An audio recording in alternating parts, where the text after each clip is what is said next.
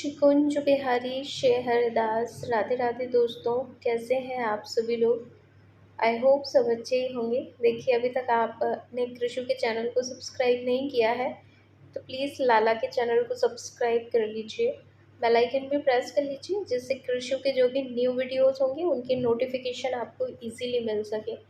तो आज का जो हमारा टॉपिक है वो हमारी किशोरी जी के ऊपर है कि लाइव में मुझसे एक बहुत प्यारी लाली हैं, उन्होंने पूछा था कि दी हमारे यहाँ किशोरी की सेवा है और अभी अभी सेवा ली हुई है, तो हम हमारी जो बाल राधा रानी है उनकी सेवा हम कैसे करें। तो मैंने उनको रिप्लाई तो लाइव में कर दिया था कि मेरे यहाँ मतलब हमारे यहाँ किशोरी की सेवा तो नहीं है, लेकिन मुझे जो कुछ मुझे मालूम है तो मैं एक्सपीरियंस के बिहाफ़ पे तो नहीं कह पाऊँगी, लेकिन जो कुछ मुझे मालूम है मैं उसके बिहाफ़ पे आज आंसर कर रही हूँ बाल राधा रानी का।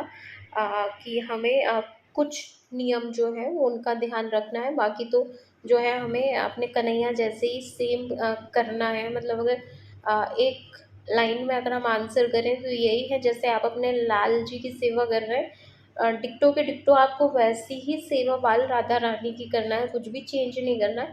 बट थोड़े बहुत नियम हैं, बस हम वही आज के वीडियो में डिस्कस करेंगे। तो सबसे पहला जो हमारा नियम है किशोरी जी की सेवा में, वो ये नियम है कि जब भी आप किशोरी की सेवा में हैं, जैसे आप अगर कोई लाली हैं, आप जैसे लाली हैं, लेडी हैं, तो कोई बात नहीं, आप किसी भी भाव से लाली की सेवा करिए, मैया के रूप में करिएगा, जैसे चाहें, आपको कोई प्रॉब्लम नहीं। लेकिन जैसे अगर कोई बॉयज़ है, कोई पुरुष है, अगर वो किशोरी की सेवा करते हैं, तो उनको फिर जो किशोरी की सेवा में जब आप एंटर होते हैं, तो चाहे आप लड़का हो या लड़की हो, मतलब लड़की हैं तो आप जो है किसी भी तरीके से सेवा करिए। बट जैसे आप पुरुष हैं आप, तो लड़के हैं आप और आप बाल राधा रानी की सेवा आपके यहाँ है, तो आपको सिर्फ सखी भाव से ही करना है। आपको ये सोचना है कि ये हमारी सखी हैं, क्योंकि हमारी किशोरी की सेवा में जो 24 घंटे रहती हैं, वहाँ पे कोई भी पुरुष नहीं रहता है लाली की सेवा में। देखिए, शरीर से भले ही आप पुरुष हो, अगर सोल से देखा जाए तो ना आप स्त्री हैं ना पुरुष हैं, आप तो एक सोल हैं। लेकिन अगर जैसे किशोरी की सेवा में जब आप एंटर होते हैं, भले ही आप लड़के हैं, लेकिन आपको सखी भाव वहाँ पे देना पड़ता है, आपको सहचरी भाव, सखी भाव। जैसे हमारी किशोरी की अष्ट सखियाँ हैं और माँ की बहुत सारी सहचरियाँ हैं जो हमारी किशोरी की सेवा में, गोलोक में, वृंदावन में, ब्रज में, सभी जगह 24 घंटे निकुंज में जो लाली की सखियाँ सेवा करती हैं, तो हमारी किशोरी को जो है सखी भाव बहुत पसंद है। तो सबसे पहला जो नियम है वो स्पेशली लड़कों के लिए है, तो आप, और लड़की भी आप हैं तो भी आप अगर सखी भाव और मैया भाव में करेंगे तो आपको बहुत अच्छा लगेगा। किशोरी की सेवा में सबसे पहला जो नियम है वो यही है कि आपको सखी भाव में लाली की सेवा करना है। दूसरा हमारा जो नियम है वो ये है कि आप जभी भी लाली को जब आप स्नान करवाते हैं, तो आपको जो है लाली भले ही देखिए वो बच्ची हैं, लेकिन जब हम हमारे कन्हैया को जब हम स्नान करवाते हैं, तो वैसे तो हम नैपी लाला को डली रहती है, और चाहे तो हम लाला को बिना नैपी के भी स्नान करवा देते हैं, कोई उसमें इश्यू नहीं रहता। लेकिन जब आप किशोरी को स्नान करवा रहे हैं तो आप थोड़ा-सा ये ध्यान रख सकते हैं कि लाली कुछ थोड़ा-सा पहन रही हो, तो तो उनका स्नान करवाएँ, तो हमारी लाली को थोड़ा-सा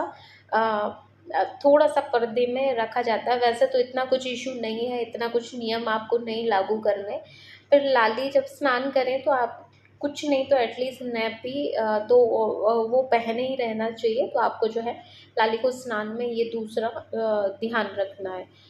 इसके बाद जो ऐसा नहीं है कि आप देखिए ऐसा नहीं है कि लाला से बहुत ज़्यादा डिफरेंट करके हमें लाली की सेवा करना है, नहीं, नहीं, वरना तो आपको बहुत बर्डन लगेगा और आप ठीक से सेवा नहीं कर पाएँगे लाली की।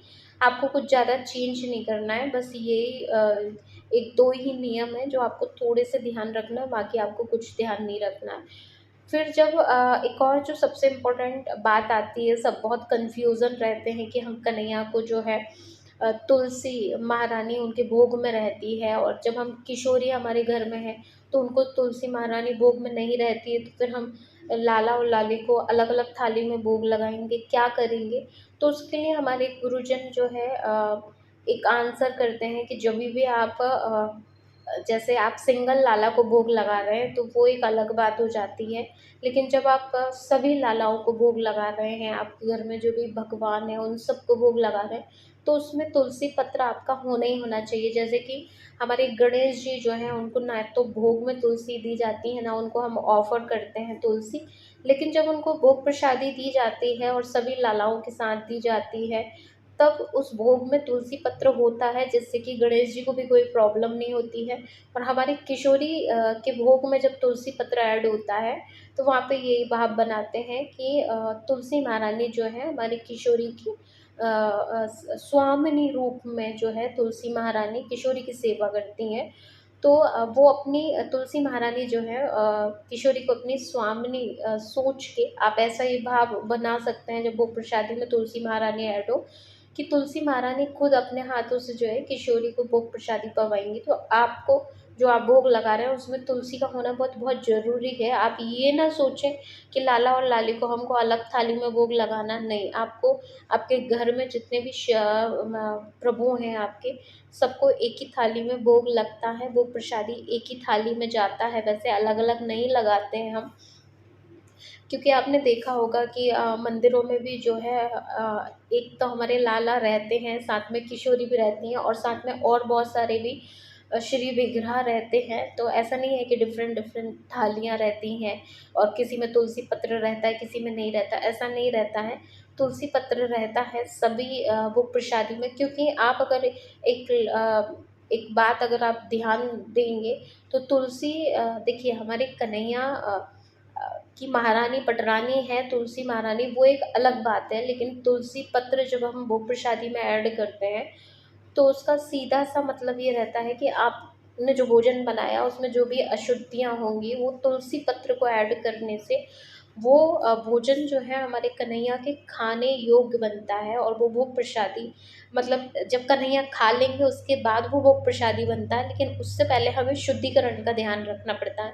जैसे आपने भोग प्रसादी किचन में बनाया तो बहुत आप कितना ही भी शुद्धिकरण का ध्यान रखें, लेकिन थोड़ा बहुत तो कुछ ना कुछ मिस्टेक होती ही है हमसे वो प्रसादी तैयार करने में। तो वो सारी उसकी जो अशुद्धियाँ रहती हैं उस उनको हटाने के लिए हम तुलसी पत्र हमारे भोग में ऐड करते हैं।